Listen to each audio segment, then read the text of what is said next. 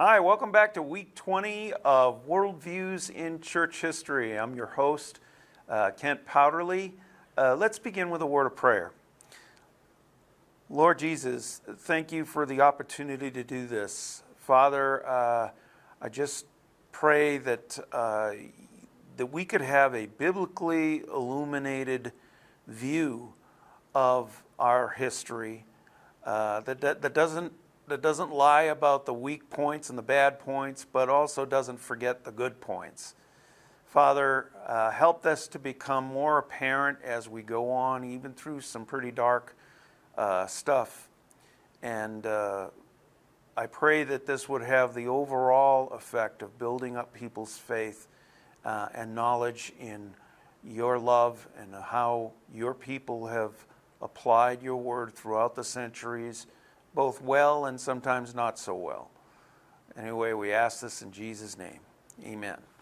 So we've reached week 20, the religious wars, the rise of modern science, the beginning of the Enlightenment, reason, revolution, and renewal, part 1.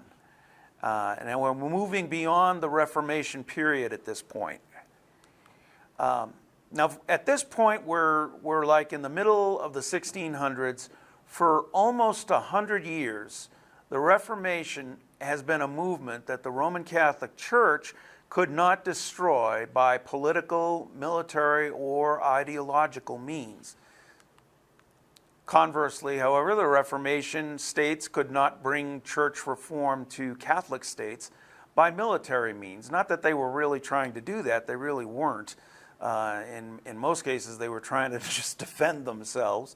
But you know, when the tables turned, then sometimes the Catholics were just trying to defend themselves. So all the other reformers and the Catholics we've established hated the Anabaptists, okay? In the Anglican Church, as we saw last week, the Presbyterian Puritans resisted the Episcopalian High Church party that was favored by King James I, Charles I, and then by Charles II and James II. So there was that tension there in England. Now, the religious differences between Catholicism and Protestantism became political differences and then military ones, not because of the theological issues. We're going to find out this came from European states using either Catholicism or the Reformed churches as state cults, which is not biblically how Christ designed the church to operate. But the New Testament, again, never carrying out the New Testament to its logical conclusion would have never brought anybody to this place. Only the introduction of states brought things to this place. And we're going to see in the religious wars, from the religious wars, how this is true, as opposed to the religious wars being the result of Christianity as such. Here you have a depiction of the St.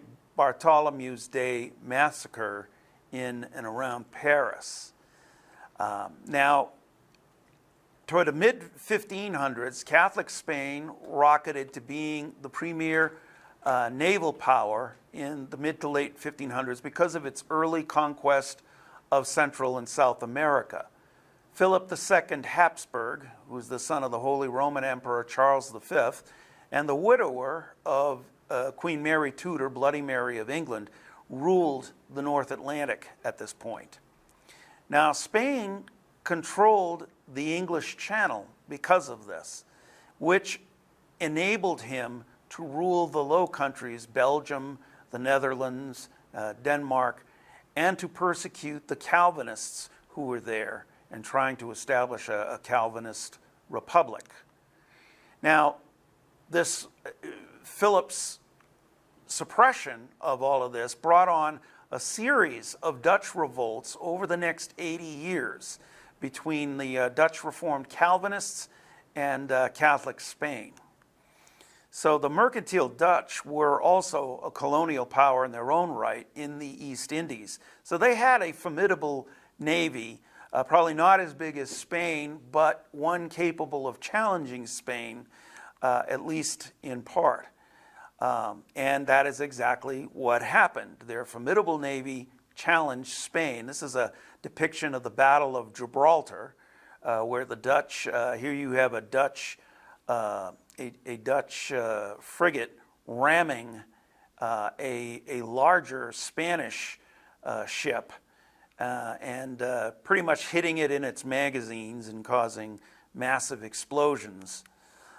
Here you have another Dutch ship doing pretty much the same thing, except here you have Spanish cutters that are trying to land troops off Calais. You can see on the far right there the kind of like the cliffs there at Calais.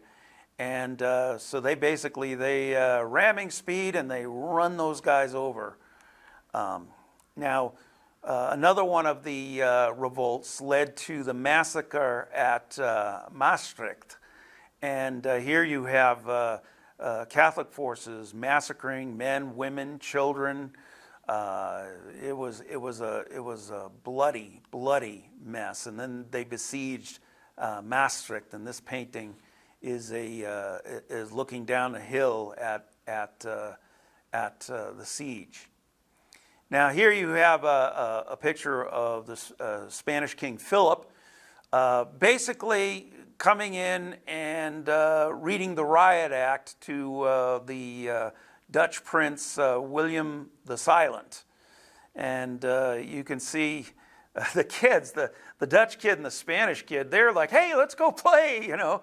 And the guy, but the adults in the background are like, well, you know, the Dutch ones are looking really kind of frightened, and the Spanish ones are also looking kind of frightened because Philip is acting in a very prideful sort of way, and he's really trying to push his weight around here because he had just managed to win one of these revolts. But eventually the Dutch revolts got harder and harder for Philip to win, especially after a few events happened that we're going to cover now. Because Spain's control of the English Channel brought in Elizabeth I's Royal Navy to the fight. Now, when Philip II plotted to install Mary, Queen of Scots, who was a Catholic, we talked about her last week quite a bit, Philip plotted to put her on the throne of England. Well, Elizabeth I takes steps and a series of actions. She didn't jump off with her head, but there were a series of actions that ended in Mary's execution because one thing led to another. And this is a picture of Mary, Queen of Scots.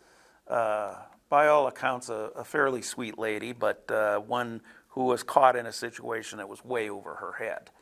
Now, we saw that Mary's son, James, became King James I after Elizabeth died.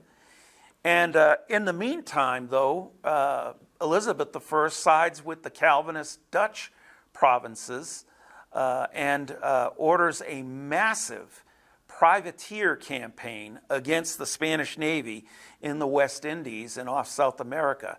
And this was commanded by Sir Francis Drake.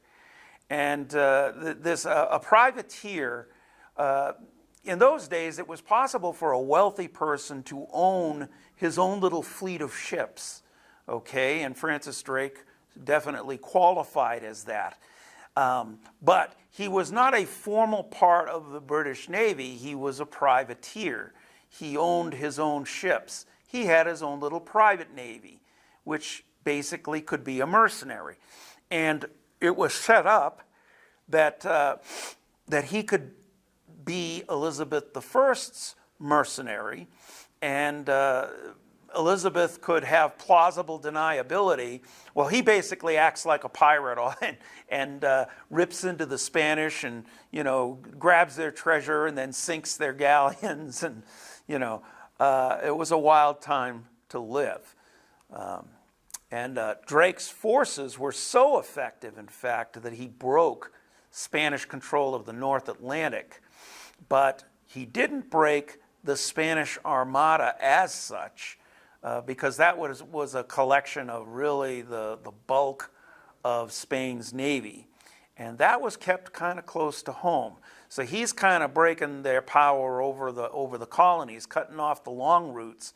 But the Armada is sticking close to France and England. Now this is Drake's flagship, the galleon Golden Hind, a small ship that hid its armament very well. And the cannons would only pop out when they were about to engage.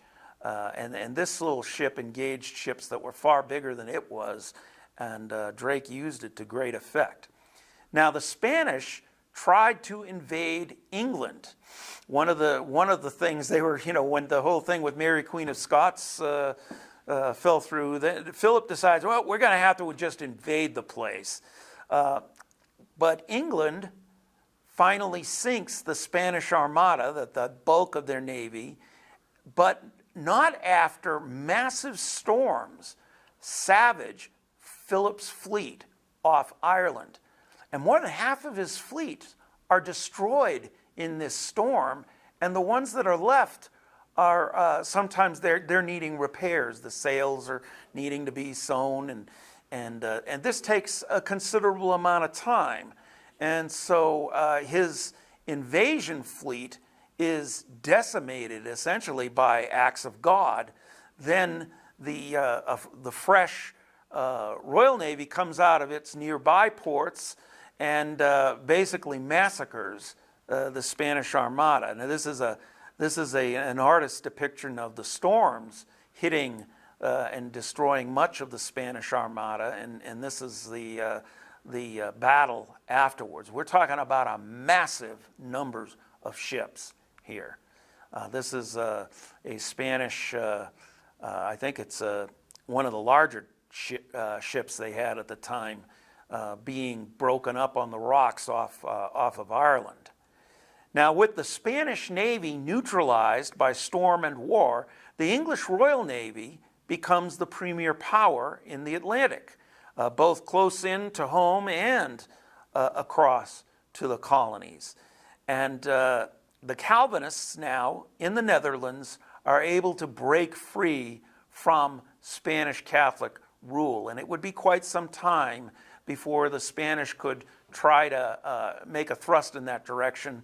And by this time, the Royal Navy was so powerful they weren't able to do it. So this was the whole sinking of the Spanish Armada was one of the religious wars. Okay, and it had a lot to do with colonials, what was happening in the colonies, but mostly with Philip II's attempt to invade Britain. Now, the religious wars hit the French when the Catholic monarchy brutally suppressed the Calvinist Huguenots. Now, Calvin's teachings found fertile ground among the French aristocracy, and though most commoners in France remained Catholic, the French Calvinists they had these regular home Bible studies, and soon won major parts of southwest France. And it is thought that the name Huguenot was a combination of the French and Dutch words for these home Bible studies. And we can see in the Huguenots a transition toward a form of Protestantism where it is a matter of personal conviction more than just for the princes and their convictions. Now, the mother of the French king, Catherine de' Medici, instigated the St. Bartholomew's Day massacre, in which Catholics murdered between 5,000 and 30,000 Huguenots in and around Paris. And you can see this is a picture of Catherine de' Medici kind of surveying the carnage. Now, the Dutch and Huguenot reformers, of course, sought refuge in the colonies where they could get away from Spain and their French Catholic oppressors. And most places welcomed the Huguenots, refugees. They had, generally, they had a good reputation for being good citizens and for adapting to new societies. Calvinists were kind of moving, some of them were moving in the right direction with regard to, a more just social order. But then again, a significant number of them were not. And there are some major examples of where the Calvinist Huguenots and the Dutch Reformed seriously boneheaded the deal in ignoring the natural consequences of sola scriptura.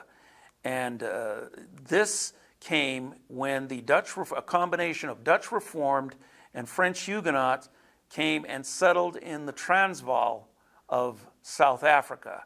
And they became the Boer colonists of that area called the Transvaal, which is sort of centered on what is now the capital of South Africa, Pretoria. And the Boer Afrikaners, as they came to be called, quickly enslaved the black African tribes of South Africa, with the exception of the Zulus. The Zulus kept coming back, and they became a major thorn in the side of the Boers for really a couple centuries to come.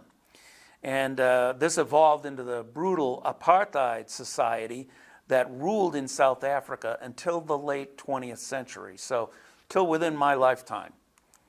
And we will cover the English colonization later, next week and in the week following, other than to mention the following. It is popular today to publish as history only those aspects of the colonial period that portray it in its most negative light. Now, we should never gloss over the negatives, but it is just as warped to focus only on the negatives and gloss over the many positives. In other words, you can't compare what was happening at this point to something like, say, Nazi Germany, which was a totally cancerous ideology that really took over everything, the entire social mechanics of Germany, and then became an expansionist power, which was quickly put down by other world powers, which fortunately were there to put it down.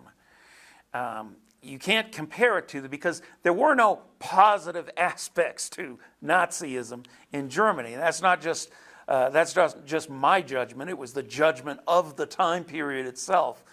Likewise, we're going to see that a lot of the ideas that would lead to the abolition of slavery were beginning to get noticed more because of the sola scriptura approach, the only scripture as the highest church authority. But this took time. This took time. And all human societies in a fallen world have practiced the abominations of slavery to varying degrees in various ways. And this is part of every ethnic history on the planet. It is not unique to white Europeans. They did it in a big way, and it was bad, but it was not unique to them. And whenever a society does this, it must stand condemned by the love of Christ and by human decency when this happens. Now, we're going to try in this series to give a fair overview of how European Christians participated in and compromised with slavery, but also how Christians and biblical ideas led to slavery's abolition, sometimes in spite of these compromising Christians, because the ideas pushed inexorably in that direction. Now, this is a drawing of children aboard a slave ship. It was called the Daphne. And this was somewhat later than the period we're talking about, but it was a good. I don't imagine much really changed in between those periods where you still had slavery being the slave trade going on.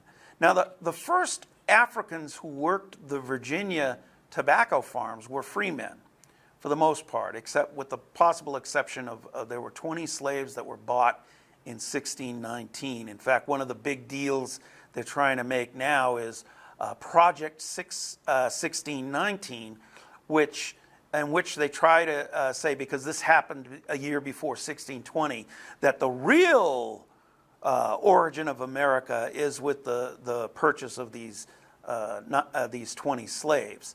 That's a gross oversimplification, to say the least, and it is not real history. It is revisionist history. Not because the event itself didn't happen, but because it is being focused on to the exclusion of everything else. And this is just as warped as when earlier historians had this, real nationalistic, pride-based sort of history that only focused on the positives and glossed over the atrocities. Well, you can't do it either way and get real history. So, but in 1661 anyway, the Virginia House of Burgesses, which was their kind of like their parliament for the Virginia colony, they made it legal for Virginians to own slaves. And soon after that, only slaves worked the tobacco plantations. Now, I think those of us who have been Christians for some time know that sin gets easier each time it is repeated. And what happens eventually, according to Scripture, is the conscience gets seared over or cauterized, like with a hot iron. When you have a real bad, nasty wound, sometimes all that they can do is cauterize the thing, which is to cause a burn to just blacken over, and then it heals, and then it's scar tissue. But scar tissue doesn't have as much nerve endings as regular tissue. And so Paul uses the imagery of cauterization for somebody who has their conscience seared with a hot iron. Well, societies can also have their collective conscience seared. And I think a good case could be made that slavery and racism was seen as doable at this time, largely because of the long entrenchment of European anti-Semitism. Now, anti-Semitism, it calloused the cultural psyche so that the natural flow of Christian ideas from cause to effect was interrupted in this area. And this would cause huge consequences that we are living with to this very day. And it was the worst cultural hypocrisy possible, especially coming as it did at a time when the Reformation was trying to make the Bible a Bible-centered form of Christianity. And then you had things like what the Huguenots and the Dutch Reform did down in South Africa. Now, most of the Huguenots and Dutch Reform didn't do these things. But again, all it takes is a notable exception. And so it became easier for them to enslave an entire people based only on the color of their skin. Their conscience, European conscience, did to some degree, was seared by anti-Semitism. And now, it would be wrong to say that anti-Semitism caused slavery. It did not. But it did sear the conscience. It made it easier to go that direction. Now, did biblical ideas cause or permit slavery based on race? That's the accusation that you hear today. Well, it was biblical ideas that caused slavery. And then they will pick out cherry-pick verses like Colossians chapter 2, where I think it says at one of the places, that slaves obey your masters in the Lord.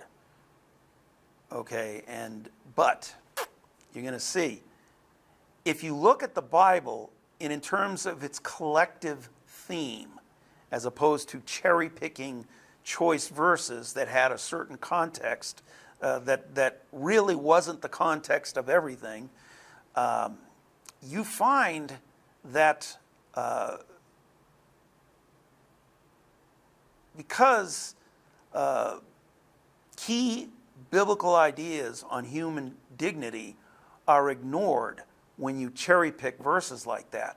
And so you had the full sweep of Scripture, which is really one of the most liberating books. It took the ancient world out of the horrors that existed then, brought order to one nation among the Jews, and then actually penetrated the pagan world through Christianity and led to significant transformation. Did it take centuries? You bet it did. It didn't. It took centuries to get there. You don't clean that stuff up overnight. So one of the things that's important to realize is whenever the Bible addresses slavery in the ancient world, whether in the Mosaic Law or when Paul talks about how masters should treat their slaves, such as in the letter of Philemon and in other places, the Bible always spoke in a way as to regulate and seek to clamp down on the evil aspects of it and keep those from getting worse. Now, why didn't they just abolish slavery?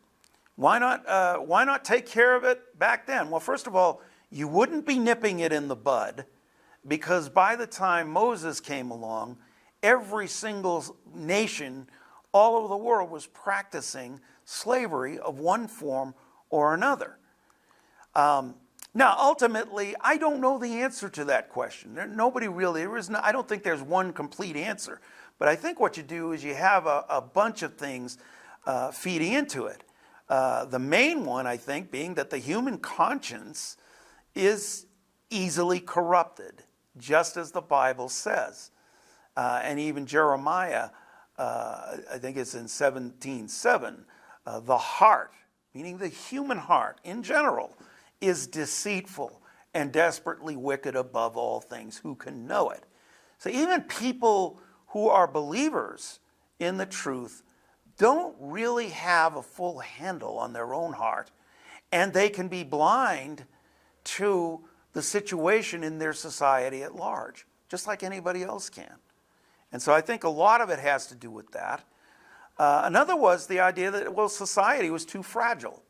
What does that mean exactly? In some ways, you could say, well, yeah, I could see it. In other ways, what? No. But let's look at the historical situation throughout most of human history.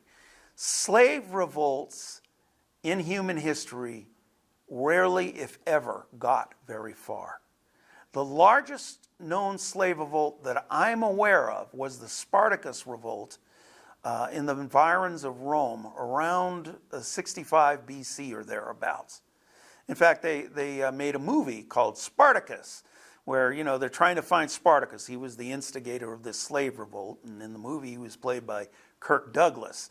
And so they're trying to find him, and all of the slaves are lined up. Where is Spartacus? And one of them stands up and says, I'm Spartacus. And then another one stands up and says, I'm Spartacus. And soon you have all of them basically saying, hey, I'm Spartacus.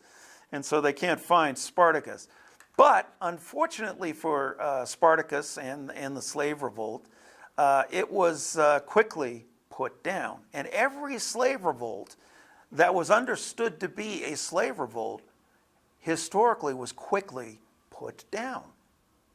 Well, Christianity, God is trying to bring in the foundation of ideas that can change things on a more permanent basis, or on a more widespread basis, I should say, because these things can be lost too, and that's really sad. But if Christianity had been identified, it was already identified largely as a slave's religion, okay, because lots of slaves became Christians. But if it became identified as the fomenter of a Spartacus-like slave revolt, well then guess what? It gets wiped out. It gets put down. It's put on front burner. We're going to put this down, which is what always happened. And not just in Rome, but in other cultures too. The Egyptians left to the Israelites, and the Egyptians left to the way the world normally operates without God's intervention, they would have soon been massacred by the Egyptians, if they had tried to revolt. It was only because God did all of these huge miraculous things that they were able to basically do the only successful, majorly successful slave revolt in history. And it took the direct intervention of God. So there's probably a lot of the reason why you didn't have this stuff taken care of. Why didn't God take care of it in the ancient world? Well, because he didn't want all of his people to get slaughtered instantly. He wanted the ideas to get folded in, and so cause and effect could take a natural historical flow, and that way the ideas would be worked in. They would become deep. Even when they were disobeyed, they were still there, and they were tugging at the conscience. Even when the conscience was seared of the culture, the tugging was still there. And that could only be true when there's something deep at work. And sola scriptura, scripture only, as the highest church authority, was something deep enough to tug and eventually get to the right strand that would unravel the practice of slavery, and especially slavery based on race. So, was it a perfect solution? Obviously not. We live in a fallen world. There are no perfect solutions down here. I certainly am saddened to see that it would take so long. But that is such, the human race. So anyway, the connection, medieval anti-Semitism, you can see it permeated everything, right up even to Thomas Aquinas, who he wrote in De Regimine Judiorum that it would be licit or legal to hold Jews because of their crimes, and he's thinking just in their failure to embrace Christianity, it would be legal to hold them in perpetual servitude, and therefore the princes may regard the possessions of Jews as belonging to the state. Wow.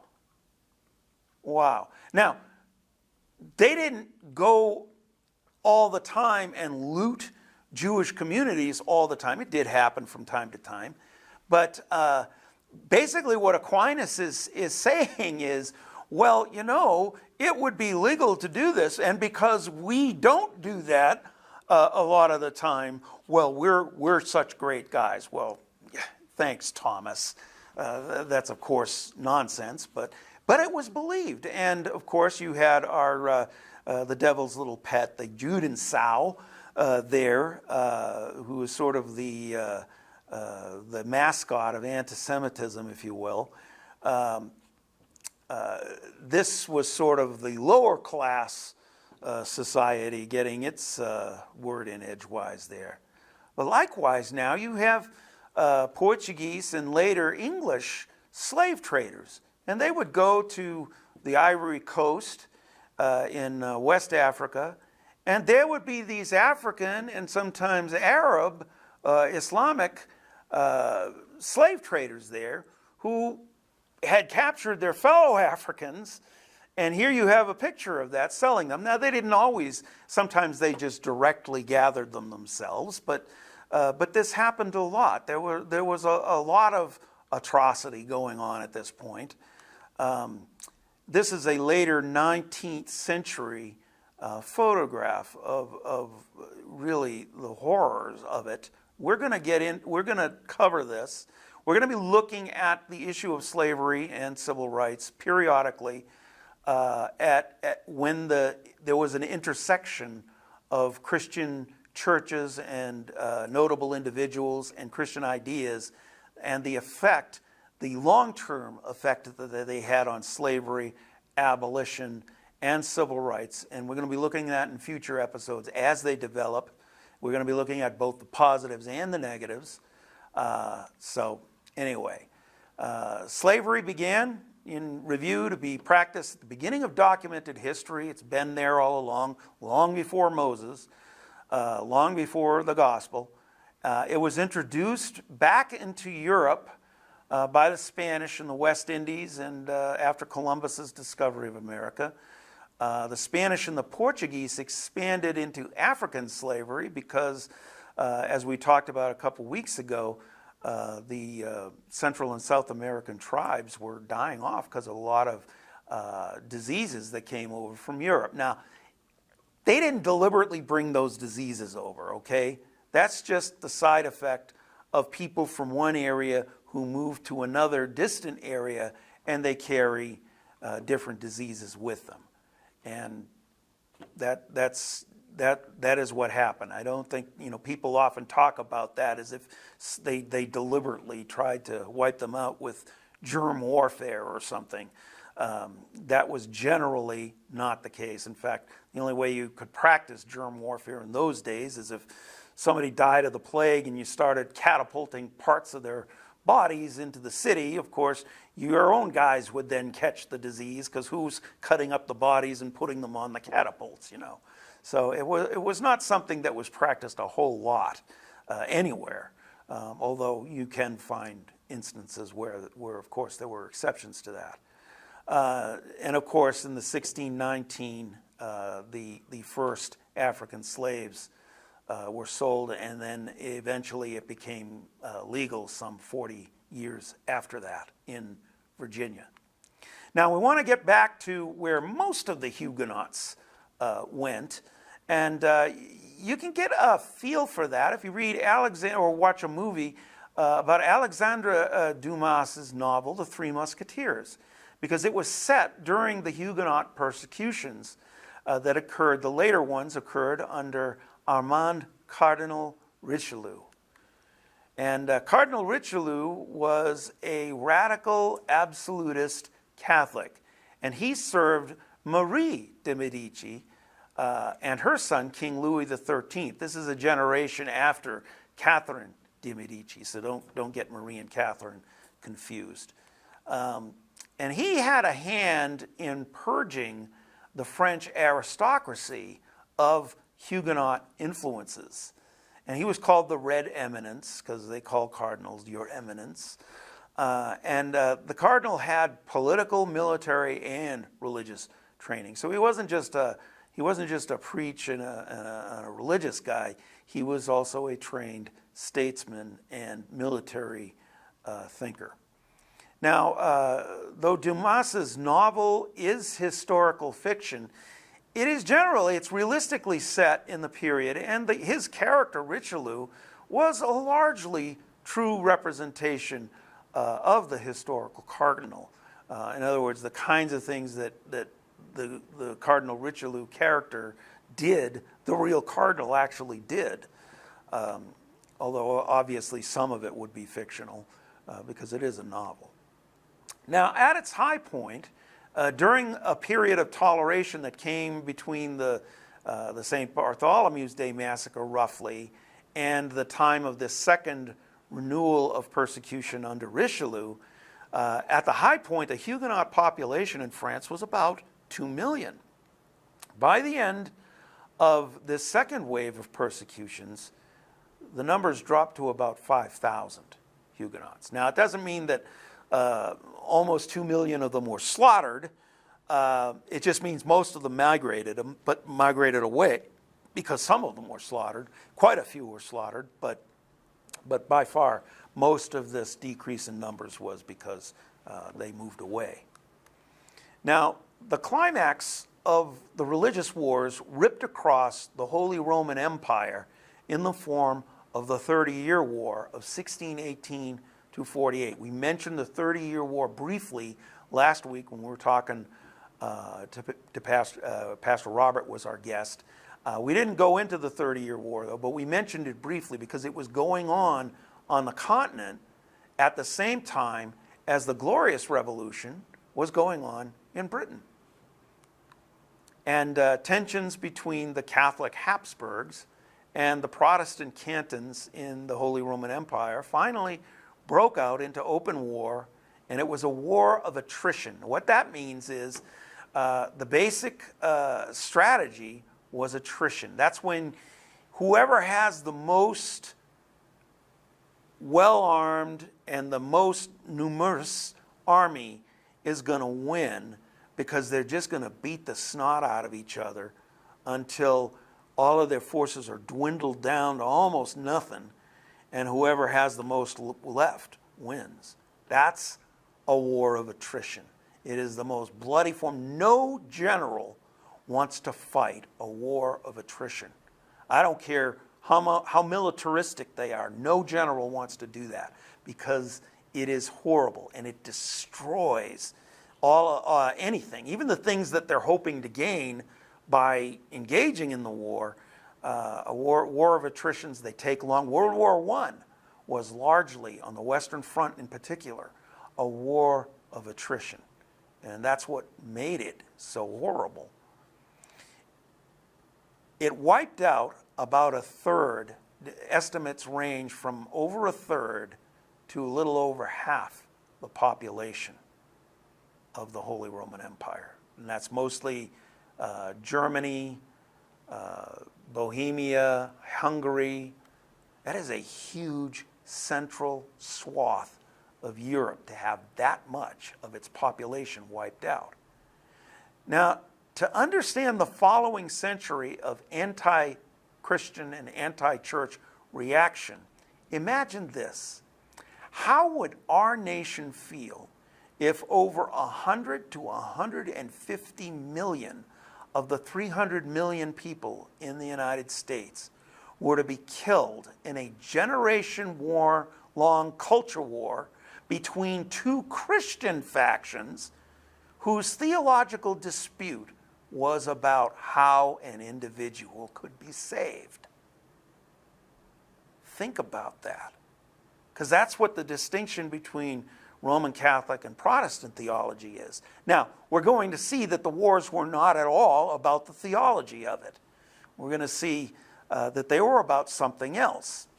But because you had certain European states that identified as Catholic states and others that identified as Protestant states, well, of course, the whole religious scenario got dragged into it. But nevertheless, people don't when they're in an emotionally charged situation, in fact, even a lot of times when they're not, people don't make these kinds of distinctions, and yet they're very real distinctions.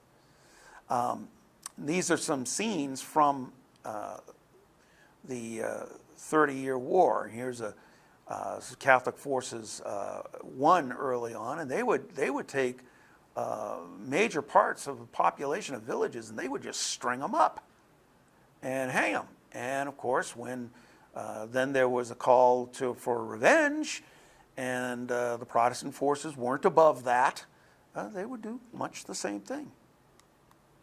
Whole towns were left deserted.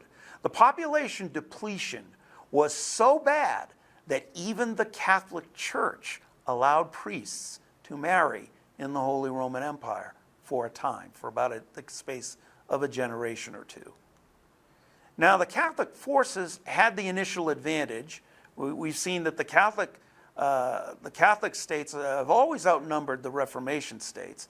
So they have the initial advantage in the 30-year war. But the situation changed, they even up, when the Lutheran king of Sweden, Gustavus Adolphus, joins forces with the German Lutherans. Now, this is the Catholic commander, Albrecht von Wallenstein. And he was the Catholic commander throughout much of the war. Now, this is a map. I encourage you to maybe freeze the presentation here. Take a look at this map, especially if you're a map geek like I am. It'll give you a good idea of the campaigns of the 30-year war. Now, the 30-year war came in 4 major phases. The first was called the Bohemian phase. That went from 1618 through 1625. The second was the Danish phase, went from 1625 to 1629. No, they didn't take a break to have coffee in Danish at that phase. No. The Swedish phase came in 1630. And then the French phase, or sometimes called the International phase, came from 1635 to 1648 when the war ended. The Bohemian phase began thusly. And I wish I had more talent. I would break this down to a rap song or some strange thing. But we're gonna rattle through it real fast. The nobles in Bohemia decide we'll accept the rule of the Habsburg Archduke, who then became King of Bohemia, Ferdinand II. Now, eventually, they grow tired of Ferdinand II because he has a lot of repressive policies, and he's uber Catholic. So he's sort of like on a Bloody Queen Mary binge in his uber Catholicism. And this led to an event called the Defenestration in Prague. Defenestration. What is a defenestration? I don't know why they had to invent this word. It simply means to throw people out the window. But they have to have a nice term for it, so they called it the Defenestration of Prague. Now, they're up on the second story.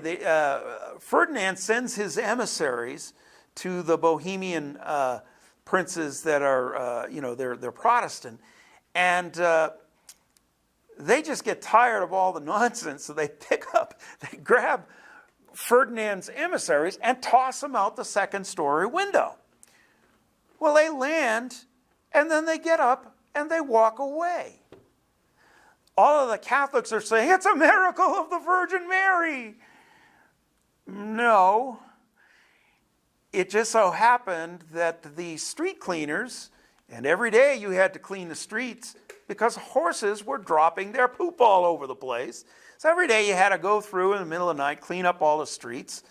And they would have these huge piles throughout the city of horse manure. And then the farmers would come, and then they would buy it from the street cleaners and bring it out to where the farming was. And that's how they got the bulk of their fertilizer. Well, just so happened there was one of these huge piles below the second-story window. And so the question is, was it Mary's miracle or mare's manure that enabled these guys to get up and walk away? But either way they did. Ferdinand II was none too pleased, and the first phase of the 30-Year War begins. The second phase, called the Danish phase, King Christian IV of Denmark aids the Protestants.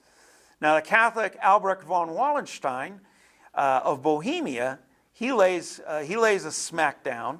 The Danes return home with major losses. They come out, da, da, da, da, da, da, and then they come back, wah, wah, wah. Bad news for the Danes.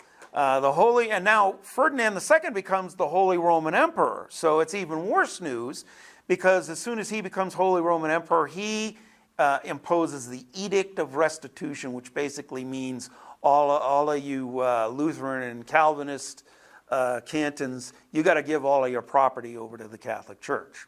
So that's the Edict of Restitution. Then comes the Swedish phase, where you have Gustavus Adolphus coming from Sweden.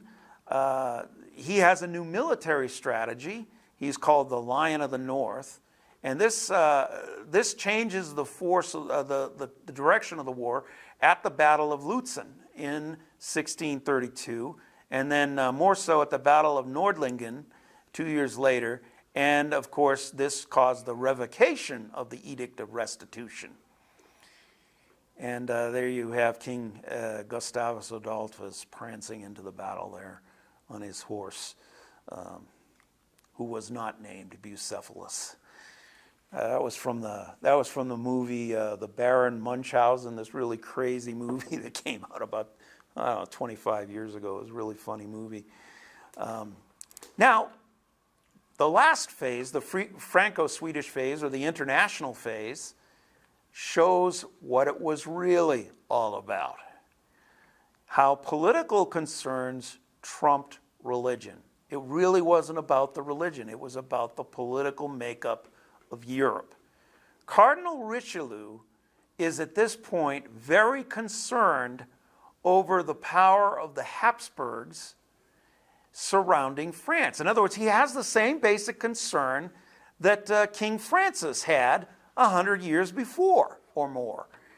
And that is, well, you got the Holy Roman Empire to the east, and they're all ruled by Habsburgs. You have Italy, southeast, they're all ruled by Habsburgs, except for the tiny papal states there. And they're actually technically ruled by Habsburgs too, just less directly. And then you have the Spanish Habsburgs. So France is sitting between these two monolithic Habsburg powers. And Cardinal Richelieu decides, we're going to send troops in, not to help the Catholics, but to help the Protestants. So he sends in his commander, Bernard of Saxe-Weimar, on the Protestant side. And this guy wins a major battle called the Battle of Rocroi. But here you go, the uber-Catholic Cardinal Richelieu, he's more concerned with Sacre Bleu, we cannot be surrounded by Habsburgs. We must throw in with the Protestants. So he's just finished persecuting all of the Huguenots. Now he's throwing in with the Protestants. Kind of shows you what it's really all about here. And this is other scenes from that final phase of the 30-Year War. Here's Gustavus Adolphus jumping into battle. At the Battle of Lutzen, Gustavus is killed. Wah, wah, wah. And finally, the whole thing just peters out from international exhaustion. 100 years worth of religious wars, massive depopulation. This is huge. And finally, all the nations, they're just exhausted. And they signed the Peace of Westphalia, and they just decide, let everybody keep what they got at this point.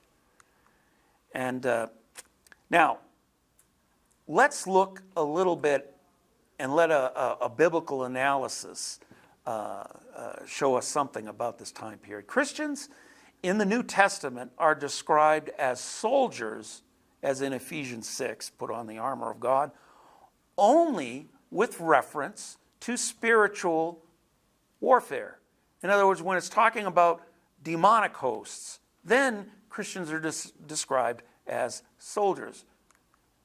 Good example, 1 Corinthians 10, 3-6. For though we walk in the flesh, we do not war according to the flesh. For the weapons of our warfare are not carnal, but mighty in God, notice, for pulling down strongholds, casting down arguments, and every high thing that exalts itself against the knowledge of God. So this is a war of ideas, not a war of arms. Now, did sometimes ideas lead to that? Sure. But any ideas would have. And it says, bringing every thought, so it's talking about the inner thought processes, into captivity to the obedience of Christ, and being ready to punish all disobedience when your obedience is fulfilled. Now, he's talking to the Corinthian church. He's been talking about various disobediences that have been going on in the local Corinthian church. And he's talking to the pastors, you've got to practice church discipline in the local church. This isn't talking about having wars and conquering nations. It's talking about people conquering themselves. Conquering themselves. I remember there used to be this cartoon on called Kaput and Zosky, the Ultimate Obliterators. And I don't know, I just was flipping channels and I found this. And they were these really basic animations where, you had these two guys, Kaput and Zosky, in their little spaceship, and they would fly around the universe, land on planets, and then try to conquer the whole planet, just the two of them. Well, they come to this planet, they land on it, and they jump out of their spaceship, and Zosky blasts the only life form on the planet. And Kaput turns to him and says, "Oh, very good, Zosky. You've just destroyed the only life form on this planet. Now who are we going to rule over? Ourselves?" It sort of reminded me of that. But no, this is conquering yourself, conquering your own mind. For we do not wrestle against flesh and blood, but against principalities, against powers, against the rulers of the darkness of this age against spiritual hosts of wickedness in heavenly places. So this is the place where the only places in the context that Christians are described as soldiers or warriors. With regard to this world, we are ambassadors. 2 Corinthians 5:20. Therefore, we are ambassadors of Christ, God making his appeal through us. We implore you on behalf of Christ, be reconciled to God. We're ambassadors. That's our primary thing. Now, it doesn't mean that, a nation can't defend itself, or you can't defend yourself, or, things like that. But primarily, we are ambassadors. If they breached the ambassadorial compound, that's one thing. But generally speaking, ambassadors are not people who take up arms. And again, we're not saying you never take up arms. That's not what we're saying here. We're just saying that our basic identity is that of an ambassador rather than a soldier with regard to this world. Now, by now, Europe has suffered 100 years of almost continual religious warfare. Logically and predictably, an openly anti-Christian secular ideology now arose that hates both Catholicism and Protestantism alike. Now, given the failure and devastation of Christendom as a genuinely just and moral model for society, some intellectuals at this point began to speculate that Christendom failed because its underlying biblical faith assumptions were innately oppressive. Now, they didn't use those terms. Obviously, I told you faith assumption is a term that I invented, but it describes it so well. And so they said, well, the God of the Bible is intrinsically oppressive. Look, there were wars in the Old Testament and things like that. It did not occur to them that the failure of Christendom came from its disobedience to the underlying precepts found in Scripture. The pioneer of this kind of thinking was the English philosopher Thomas Hobbes. He is often called the father of modern thought. Hobbes was a philosophical materialist. Now, that doesn't mean he was greedy for stuff necessarily. A materialist, and this is the definition that I want you to remember because this is the way we're going to be using the term. A materialist is one who assumes by faith that only the material world is the real world. Now, that's a faith assumption. There isn't anything that proves that. That's a faith assumption. So there's no spirit, no supernatural. The thought world of humanity is unreal. It is only the material world that is real. And in fact, the thought world of humanity is the result of brain processes that are driven by brain chemicals. And that's all. Well, a lot of people think that today because there is an effect of brain chemicals in the process of thinking. But is that the origin of the thinking? Or is that simply the outworking of the mechanics? It's a good question we all ought to ask. Because we're going to find out that the material world by itself does not constitute the real world, not by itself. Now, as a political and social theorist, Hobbes's ideas grew from kind of a convoluted and some often arbitrary assumptions about human nature and that of the world.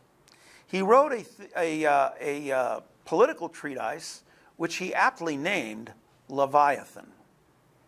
So he got the name out of the Bible. He understood the need for authority by some fiat of common sense, but he lacked an ethical basis for this authority. Well, he just stripped away Christianity. Okay, what ethical basis does your authority rest on? Well, he had no way to answer that question because his idea about authority was merely pragmatic. That meant it's convenient because it works better than not having authority. Well, that's wonderful, except, not really wonderful, except authority has to have an ethical basis. Even if that ethical basis is not consistently applied, and there are hypocrites, the presence of an ethical basis enables fixing of the hypocrisy problem. You get rid of the ethical basis, you now no longer have a basis to fix the hypocrisy, or even to declare what is hypocrisy, or what is social justice for that matter. So it took the apocalyptic trauma of Christendom's self-destruction to make any form of materialism seem attractive or even plausible. This is how huge the emotional reaction to the religious wars was, and yet people hardly even mention it as a factor in the century that followed. That doesn't sound too reasonable to me. So Hobbes is a materialist.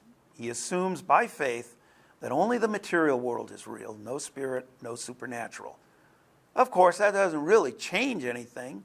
Romans 1:18-20, the wrath of God is revealed from heaven against all ungodliness and unrighteousness. Note verse 19,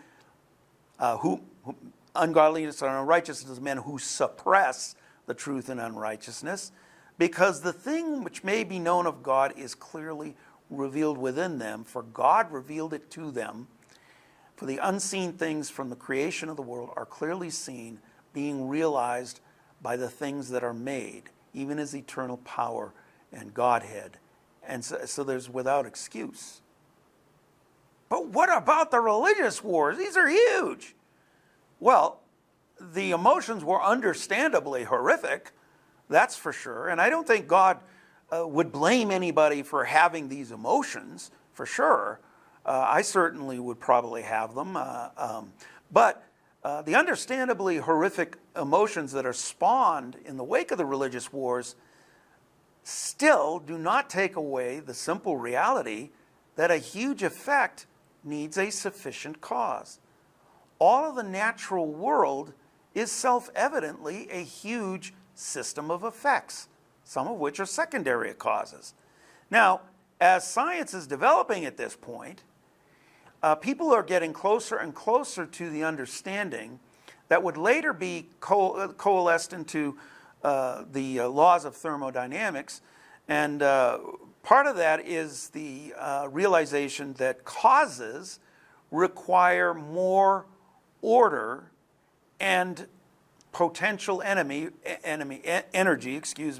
or usable energy than their effects. Because every time you have energy used, some of that energy then becomes unusable.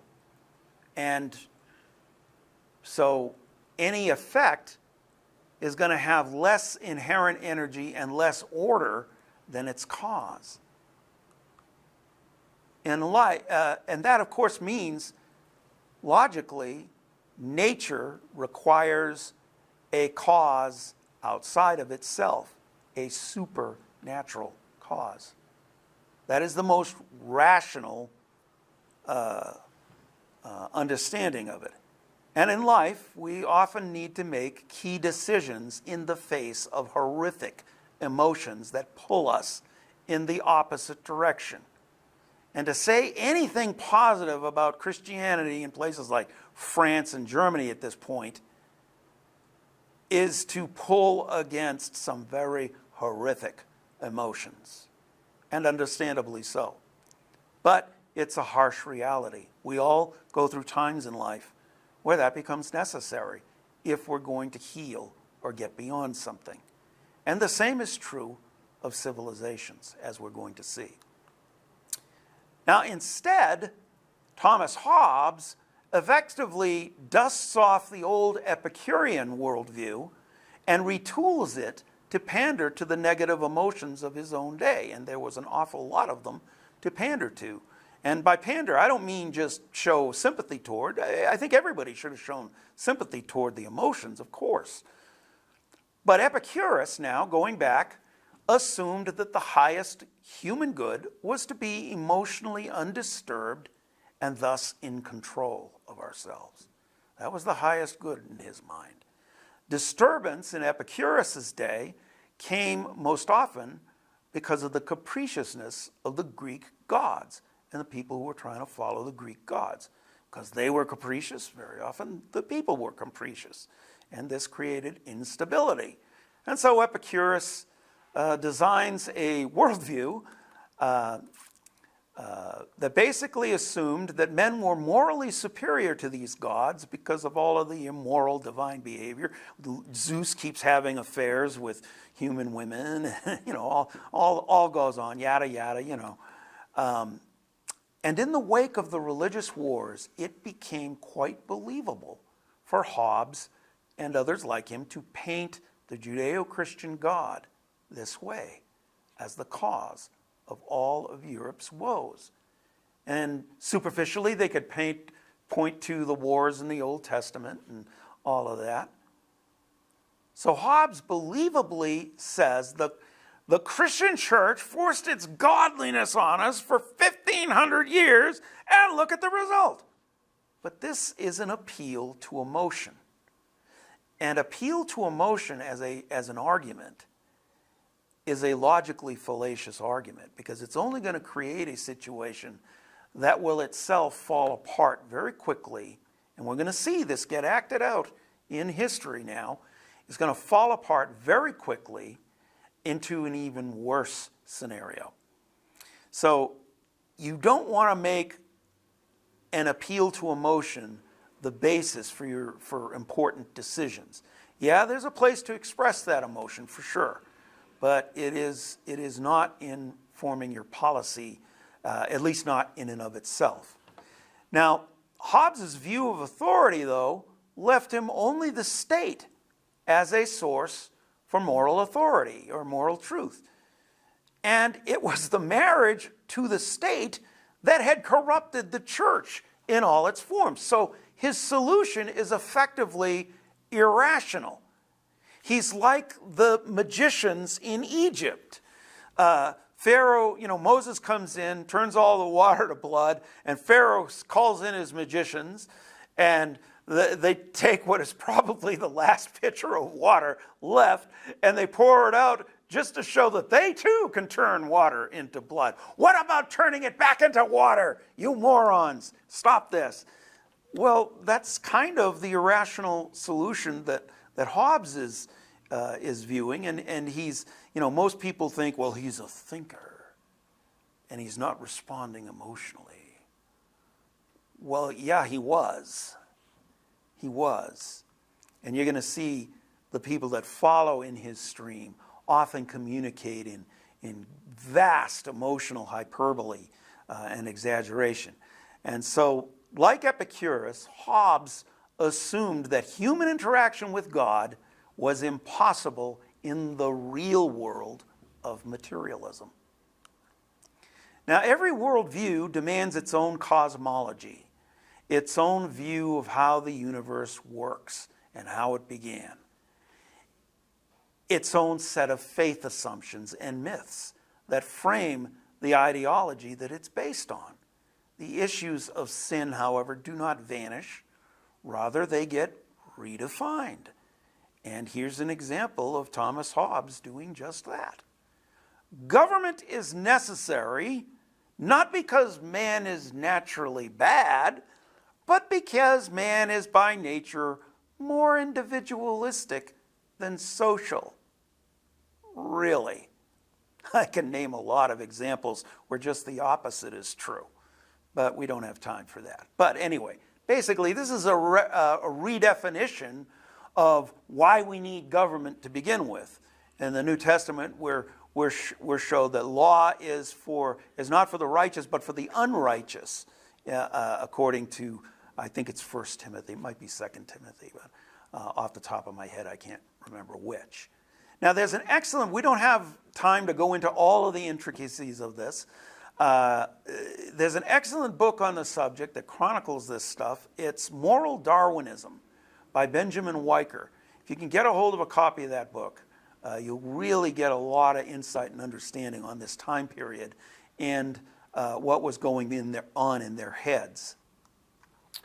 Well, we didn't get to cover everything I wanted to cover this week, but we will cover it next week.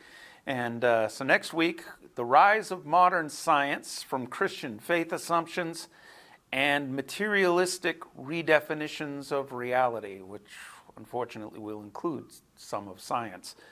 Reason and Renewal, Part 2.